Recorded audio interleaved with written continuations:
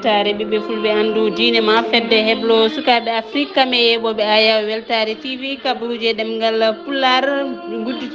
sen tawi ko titonde kabaruji men leydi sénégal jonde hakkude madame aminata touré kañum e Guy Marius Sagna tawi ko cehilagal kesal men kal e sungoji hooreɓe leydi tan uñaji ɗe nogas e nayyi to Kolda e leegal biyetegal Sinthioutou Tarang tawetegal toon to Kolda men kal e cumuji teskade e nder leydi Sénégal tawi ko e weekend jaltuɗo leydi Mauritanie men kal e jillu jagorgal leydi Mauritanie kalfinade ko fati e défense toon to dawle Égypte leydi Mauritanie hande men kal tawi ko fati e haalande on gardiɗo fédération leydi Mauritanie ko fati e fuk koynguel men jaɓo tawi ko bani men gorko Babacar Kalidou ko fati tawi cimtol ko fati e ñawore Mouhamed Ould Abdoul Aziz gonneɗo hoorejo leydi Mauritanie hitan uñaji ɗe jeenayyi ha hitan uñaji ɗi e sappo e jeenayyi leydi Mali men ketto Amadou Alassane Adja tawi ko haalande jagorgal leydi Mali kalfinade ko fati e gueɗe caggal leydi ene wonde on biyeteɗo Boire Binnatou Fune Samahe gardiɗo ONG to haalata kay caɗele rewɓe ɗe guuri e caggal leydi Mali ha e nder leydi Mali kedde dunde Afrique men jaato leydi Nigéria kalen ko fati e ɓesguji leydi Nigéria teskadi ɓeydiɗi ƴamoɓe kay ko fati e passeport uji e hitande ujunaji ɗiɗi e nogas e ɗiɗi to dawle Gambie men kaale mutereɓe jeetato tumunoɓe ko fati e tawi kay kuddeta jogonoɗo wadde e lewru décembre hitande ujunaji ɗe nogas e ɗiɗi Ghana men kal e nomination kesso e nder armée du l'air mo dawla Ghana Burkina Faso men kal e cumu tawi ko badɗo toon to jeere wiyeten badɗo toon to jeere badɗo toon e jeereji leydi Burkina Faso tawi ko e dimanche hanko guddirten jonde kabaruji men koto dawla Pakistan woto goɗɗe joni joni paccitgol kabaruji men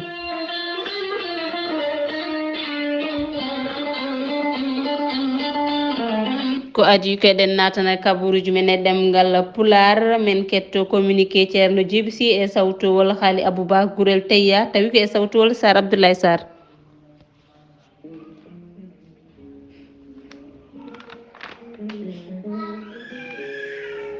ceerno Djiby Sy ko wittiyanke leɗɗe ko safriyanke safruji fina tawa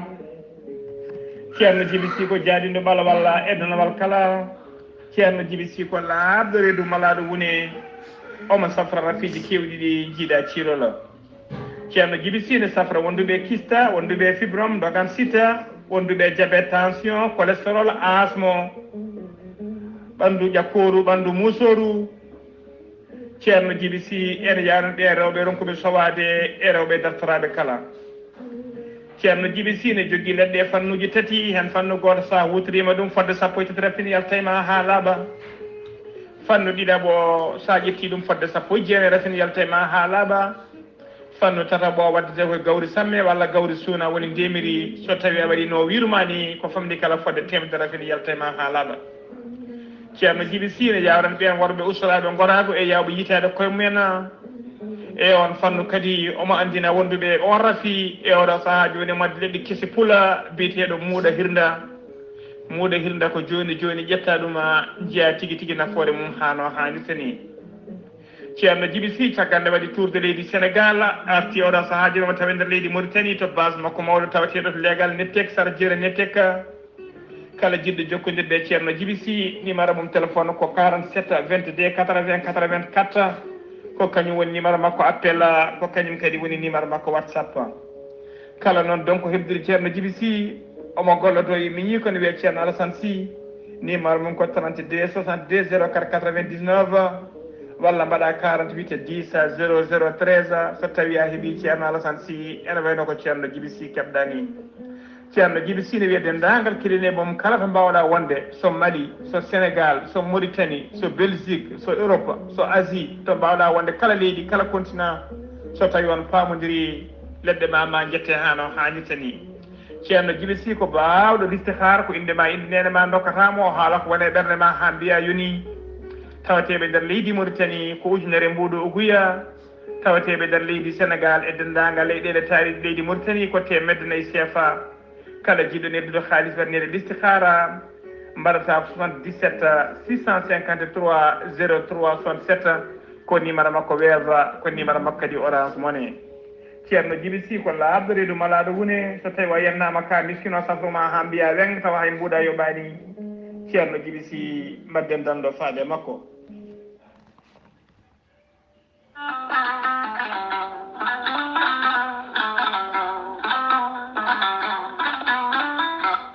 musidɓe tedduɓe funnangue hirnangue rewoy worgo sahale ɓaleri jam koye are meɗena gorel teya ko ha ko moƴƴo iwruken to korjinoro ari ko walludena e safrudena ha moƴƴi kala yiito hen hoore muɗuma gorel teya ko ha kono ha ko wargani a ittade hen ko jamireɗa mbaɗa hen ndiyam ngulɗam aɗa yara aɗa yiito hen cellal ɓandu maɗa an joguiɗo AVC jogui cardiaque ƴiƴam dogata e ɓandu mum ɓandu jaaɗoru ɓandu wuloru ɗaɗi cokkiɗi jokkodire gorel teya ma yiito hen hoore maɗa a neɗɗo tuƴiɗo mo yahata juma e jama mo jokkoyta en ɗama gam koyɗe musoje koppi musoji dadorde musore sa jokkodire gorel teya joni joni keɓa hen ko laaɓi sa yiɗi hebde tongoje gorel teya walla site mabɓe mbawa janggande hoore maɗa ko jangga e gorel teya mbatta ko www.gorelteya.com ma yiyen hoore maɗa ñabboji ɗiɓe janti toon kala so tawi aɗa wondi heena jokkodira e tongoje gorel teya so tawi ko tongoje gorel teya gonɗa koto leydi Mauritanie jokkodirta koye Ramata Mangana mbatta ko 00222 49 18 81 13 walla so tawi gonɗa koto Gouriki jokkodirta koye Deniba 77 571 33 10 walla so tawi gonɗa koto Mbour jokkodirta koye Saydou Ndawa 77 388 21 88 walla so tawi koto Bonji gonɗa jokkodirta koye Salamata Ba 77 695 43 01 walla so tawi koto leydi France gonɗa jokkodirta koye Haruna Ngayda mbatta ko 06 50 99 64 43 musidɓe tedduɓe gorel teya hewɓe cettima dañi hen jaam cafren koye mena cafroɗena gorel teya dañen jaam kettode kaburuji mon e demgal pula Afrique Asie Europe Amérique Moyen-Orient Océanie jam ñalle moon heeɗiyankoɓe weltare ɓiɓɓe fulɓe andu diine ma fedde heblo sukaɓe Afrique kam e yeɓoɓe ayaw weltare TV kabruji men ne ɗemgal pular kikiɗe altine cafantati lewru janvier hitande ujunaje ɗiɗi e nogas e tati ɗo e haalirde nde ko Banour Mamadou Sarr to karallagal ko Seydou Abouba ha mbawonide kay nate mon ɓosoje toon to weltare TV guddititen jonde kabruji men ko leydi Sénégal tawi ko fati e dawrugol caggal balɗe joyi ko o ɓoori wutte makko cuɓaɗo tedduɗo woni madame Aminata Touré e ñalawma hanki o joddimo mo o wonno nando mum keddiɗo kay e ɓornade wutte mum cuɓaɗo tedduɗo ha hande woni Guy Marius Sagna ɓe joddima e ñalawma hanki o ko feeñi e nden jonde ko wonde mabɓe wonde ko feeñi e nden jonde eɓe jenana kay moɓe jokkodir e gollodirde ko fati e goƴaji ɓesguji leydi Sénégal nden jonde cehilagal noon e kesal ko holliti wonde kay wona pouvoir tan ɗum betti hay opposition ko ɗum kawisa to mumen to Kolda ina tawe toon leegal biyetegal Sinthiane Tuntaran e nder ngal ɗon leegal ina tawe hen tawi ko yeeyoɓe ko fati e carte uji landa APR ɓen kañumen kolliti ko ina jaadi kay wonde hoorejo leydi Sénégal hono Macky Sall nde wawata ƴamtoyde lefol laamu e mandat tato ɓiwol jogorɗi yuɓɓinede walla jogorɗi waɗede e hitande ujunaje ɗiɗi e nogas e nayyi e nder nden jonde ina tawtara jagorgal leydi Sénégal jagorɗo leydi Sénégal hono Moussa Baldé e Younoussa Mballo représentant APR toon to Kolda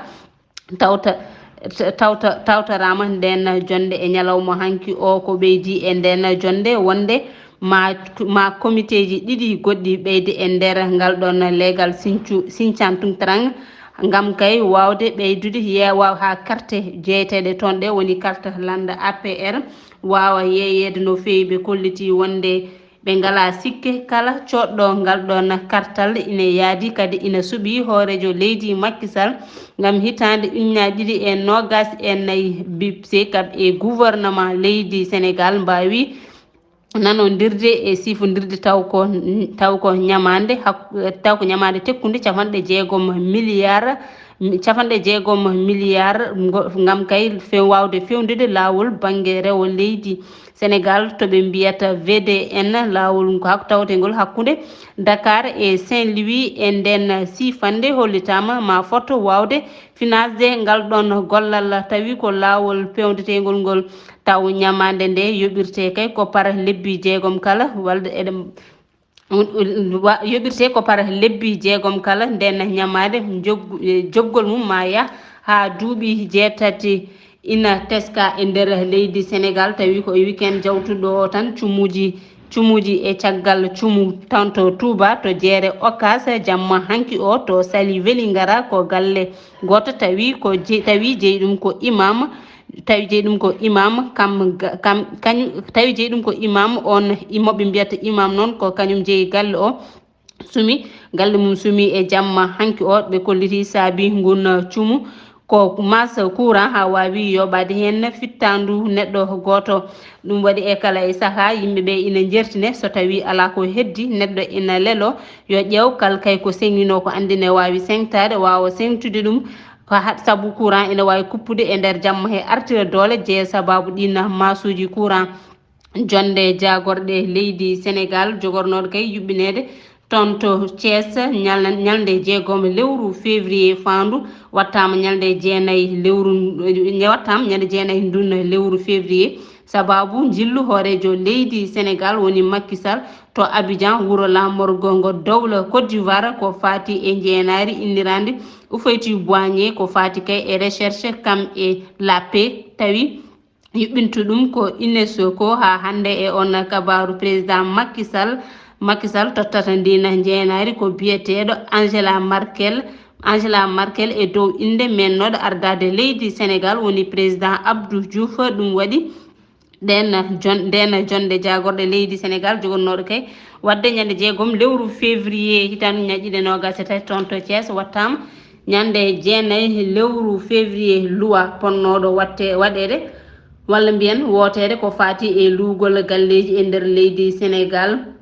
fonno wotede ko e nder nduɗo lewru ɗum de laataki dirtinama ha e lewru février fandu ɓen luyroɓe galleji men ko ɓuuri 500 000 francs CFA mbiyanoma kay e nder temedere kala nde wawat usede hen ene wona 10% wonande ɓen luyroɓe ko ɓuuri tawi ko 300 000 francs CFA e nder temedere kala uste hen 5%. sen gummima leydi Sénégal paɗen koto leydi Mauritanie udditirten jonde men kabaruji e nder leydi Mauritanie ko jillu jagorgal leydi Mauritanie kalfinaɗo ko fati e défense woni Hannana Wul Sidi e dimanche walla mbiyen ñalawma hanki o wawi yulliyade to dowla Égypte taw ko jillu balɗe tati omo yaadi e colonel Abdallah Bey directeur de la documentation et de la sécurité tawi ko e sengo jagorgal leydi Mauritanie kalfinaɗo ko fati e défense ina wonde colonel Thiam Mamadou on ko chef de section infrastructure et colonel Eli Wul Mohamed on ko directeur des affaires sociales to état-major général des armées mo leydi Mauritanie e leydi Mauritanie ne notade e invitation nando makko jagorgal leydi Égypte kalfinaɗo ko fati e défense et de l'industrie militaire woni général Ahmed Zeki musée Touezek ha hande e nder leydi Mauritanie tawte koto attar ko belemma hollita wonde ko fartangue caggal festival toon to Tichit tawi yuɓɓinnono toon ko mawningol guure cosaan ɓoyde musée Touezet ne wonani ɗum fartangue sababu jillu hoorejo leydi Mauritanie Mohamed Wul Cheikh Al Ghazouani e nder on musée wondude e koolaɗo kuuɓal jagorgal leydi Mauritanie kalfinaɗo ko fati e cosaan ina wonde ardiɓe landaji ha e jandiyankoɓe ɓe kolliti belemma maɓɓe ko waɗa toon e ganni e on ɗawo yimɓeɓe so gari toon yillade on mise e kala saaha on woni eli Khalil Wulla Da an natta ha goɗɗum e nder leydi Mauritanie ha hande ko gardiɗo ko fati e fédération leydi Mauritanie ko fati fukkoyngel Wulla Yahya caggal nde haalaluji yalti hollita wonde kay leyɗele ƴamoɓe tawi ko yidde organisé walla yidde yuɓɓinde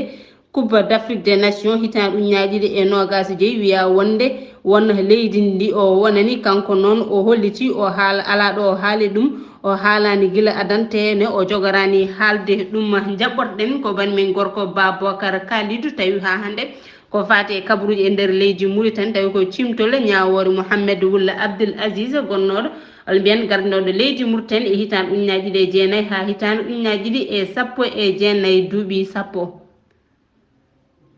subaka altine hande ɗo e tribunal mo Nouakchott fuɗɗitiɗo ko jonde tawi ko ñawore mennoɗo ardade leydi ndi Mouhamed Wulla Abdoul Aziz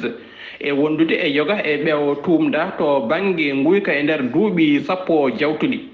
ndeɗo jonde ñalawma hande watti jonde tataɓire taw ko ɓen sappo e ɗiɗo tuumaɓe ene ardi ɗumen mennoɗo ardade leydi ndi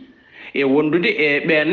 tawi ko ɓadiɓe ɗum kono noon ene jeeya e mabɓe ɗiɗo tawi ko mennoɓe ardade jagorɗe leydi ndi e woɗɓe hohoɓe tawɓe e nder on fannu konko Mouhamed Wulla Abdoul Aziz o windi kikiɗe hanki e hello makko Facebook ngam ŋiñje gonka nanggugol makko satu e balɗe ɓennuɗe eno joñira toon to école police o holliti jamma gadana o waldi ko e dombi e ɗin dombi mbaali ko e amde dow keeci makko tawi ko e niɓɓere mawde konko mennoɗo ardade leydi ndi e wiide makko ɓen ɓewo tumda mbaɗa ko e gonka moƴƴuka tawi ko ƴewanede nokkuji ɗin nokkuji ko famɗi foof ene yoɓe mumen kene wona sappo e jeeɗiɗi ujunere o holliti ɗum ɗon ko bonnere to banggue jawdi. jarama Babacar Kalidou ko an uddi jonde men kabruji tawi ko e nder leydi Mauritanie baba sen gumima leydi Mauritanie paɗen koto leydi Mali tawi ko e sawtol Amadou Alassane Dia. kumbital e nder gendi Mali Abdoulaye Diop jagorgal gueɗe caggal leydiji kanko noon o fenni yogo kay e haalaji tawi ko rapport aji kollirde wonde laamu gendi Mali ina kay lebta tawi ko siwilaɓe hani ina wara ɗumen ha tengti kay e leñol fulɓe kanko tan o holliti kay ɗin ɗon haalullaji godani leydi Mali kay laamu ngu gollotto ko haqqilantagal o holliri kay e kala nde ɓe jaggui neɗɗo ko maɓe mbaɗa wittoji ha laaɓa so tawi on ɗon jeyaka e ɓen waɗa boniyankoɓe koko accitte yaaha haaju muɗum o holliti ko hay leydi gotiri kay jofantako leydi Mali ko foti wadde walla ɗo foti rewde on ɗon debbajo gardiɗo on je bitteɗo Wildaf kanko no wawi wadde tawi ko conférence presse kanko bitteɗo Boire Bintou Founé Samahe e nder hetan tawi ko ñalde aset nde nogas e jeetati lewru janvier hitande ujunnaji ɗiɗi e nogas e tati o arti e janguji baɗeteɗi e rewɓe gila noon to banggue nder galleji ɗi hani e to banggue haɗede yogo e gueɗe gila noon to banggue golle ha e to banggue kadi jaydiyankagal e hoore muɗum ɗawedeɓe to banggue konngol o holliri tan ko ɓen ɗon rewɓe de ina guura ɗen ɗon caɗele e kala saaha e nder adunaru ndu hani e nder gendi Mali o erima kay rewɓe ɓe nde mbawata darade ngam kay ɓe ndenda haare beele tan debbo ina heeɓa wellitare to banggue konngol no hannirta ni kadi darto tawi ko ɗin ɗon janguji hani e gueɗe kantoriɗi kala saaha pawateɗe e rewɓe jogoɓe e rewɓe noon kamen kay kolliti o saaha joni beele kay wawde dardade on ɗon debbajo ngam rende hakkeji mabɓe no hannirta niyete on ɗon dossier ko fati e wargoji tawi ko bannoɗi ñande sappo e goho sappo e ɗiɗi lewru juillet hitandu ujunnaje ɗiɗi e nogas toon to Sikasso wondude Kaykame Bamako dossier o de o saaha joni tawi ko jagorgal ñawoje ngendi Mali holliti maɓe mbaw rewindade ɗum e nder nde hitandu ujunnaje ɗiɗi e nogas e tati o hollori tan kala kay ma ɗin ɗon enquête aji jokku wadde kala mo ganduɗa hoorema junggo mum ina moddi e ɗin ɗon wargoji ma waw kay rewnede e yeeso tawi ko ñawore nde ngendi Mali gasi ko tonguno ɗen kumpital e nder ngendi Mali ko musidɗo moon Amadou Alassane Dia gam Weltare TV. a jarama Amadou Alassane Dia tawi wiyama kay ñiwo waɗantu lawol ko ɓiɓɓe mum andu an kam wadde mi feranima lawol guila a yontani yaade sen gummima leydi Mali paɗen koto dawla Nigéria Rof Arek Besola on ko jagorgal dawla Nigéria kal finade ko fati e gueɗe nder leydi o holliti wonde teskama e nder leydi Nigéria namdugol passeport uji ina ɓeydi e hitande ujunaje ɗe nogas e ɗiɗi limori mum yeehi ha tolni 1.899.683 mbiyen e walla mbiyen e pular tawi ko million e ujunaje jeetati capanɗe jeenayyi e jeenayyi wonde temedde jeegom e capanɗe jeetati e tati to dawla Gambie militaire ɓe jeetatu tumanoɓe e on coup d'état on coup d'état ene wonde policier goto jogorno on coup d'état jogorno wadde kay ko e lewru décembre hitande ujunaje ɗiɗi e nogas e tati e mabɓe tato e mabɓe goppi hitande ujunaje ɗiɗi e nogas e ɗiɗi tato e mabɓe goppitama ñalde alarba ɓennuɗo o goto e militaire ɓe ina jiile ha joni yitaka taw sen gummima Gambie paɗen koto dawla Ghana armée de l'air mo dawla Ghana dañi gardiɗo kesso Nana Akufo-Addo gardiɗo dawla Ghana suɓima on biyeteɗo Frédéric Aksaré Kwasi Bekowe ono suuɓi kay gam ardo walla mbiyen on o suuɓi gam poste chef d'état major armée de l'air mo dawla Ghana sen gumim dawla Ghana koto Burkina Faso paɗen cumu mangu waɗi toon hayso kay ala maydo ala gañiɗo temedde jeetati boutique kam wawi yehde e jeygue toon to jeere Sankar Gare e nder commune mo Ouagadougou e dimanche hanki o sen guddirten walla mbiyen guddirten jonde kabaruji men koto dawla Pakistan so tawi on pular ina selli so pular wiide so bone funaki wona bone wadde de Pakistan funima laaɓi tati tawi te hanki ñala tuggi ko ñalawma hanki faade hande e ñalawma hanki o ko accident tawi ko bus ina wonde bateau kañum yi toon accident bus o waɗi koto banggue worgo leydi ndi capanɗe 4 e goho aade ko mbasi hen pittali mumen mbasi hen pittali men bateau o ne to yooli to bateau jooliɗo ko ina wona pittali sappo tawi ko sukaɓe mbawi yaade hen hakkude jaretenoɗo duuɓi jeeɗiɗi e sappo e nayyi ko ɓen mbasi hen pittali mumen tana goɗɗo o ko bombardement baɗaɗo e nder juma capantato e neɗɗo ko mbasi hen pittali mumen ko mbasi hen pittali mumen temedere e capanɗe joyyi neɗɗo mbawi gañade hen tawi kay jiida e ɓen ronkaɓe yitede tawi kaaje ina pawti e dow mumen gasi ha laaɓi ko tonguɗen e kabaruji e ɗemgal pular kikiɗe altine hande capantati lewru janvier hitande ujunaje ɗiɗi e nogas e tati tawi wonno e haalde nde ko Bannour Mamadou Sarr en jetti kala nangguɓe e kabaruji haaɗi mbawi latade Amadou Dia tawi koto leydi Mali wonno Babacar Kalidi Cimtol e nder leydi Mauritanie tawi ko fati e ñawor Mouhamed Wulle Abdoul Aziz min no ɗardade leydi Mauritanie hitande ujunaje ɗiɗi e jeenayyi ha sappo e jeenayyi duuɓi sappo en jetti Seydou Abouba kañum woni to karallagal